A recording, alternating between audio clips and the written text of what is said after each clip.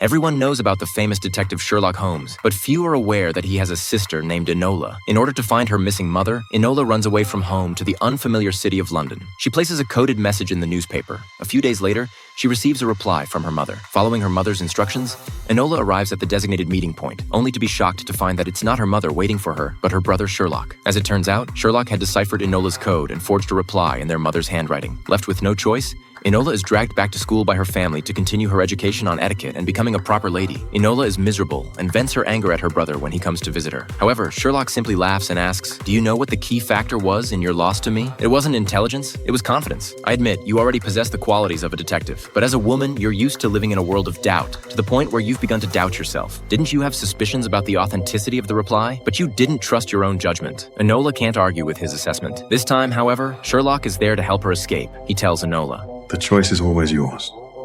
Whatever society may claim, it can't control you." Sherlock helps Enola see the truth about herself. Instead of obsessing over her mother's whereabouts, she decides to continue her mother's work. Enola discovers that her mother is searching for a missing Marquess, who happens to be the key vote for a women's suffrage bill. Enola sneaks into the Marquess's home and unexpectedly encounters his grandmother. With her guidance, Enola finds the Marquess disguised as a store clerk, standing right next to a large portrait of himself. The Marquess even proudly believes that the most dangerous place is the safest. However, in the very next moment, they realized countless assassins were already on their way. Enola and the Marquess quickly fled the scene. The vote was about to begin, and due to the numerous reporters outside the Marquess's home, it was now the safest place to be. They returned to the manor, but as soon as they took a step forward, a barrage of gunfire rained down upon them. Luckily, Enola managed to defeat the assassins in the darkness. As footsteps echoed once again, they tensely lifted their heads, only to find it was the grandmother. They both relaxed, but in the very next second,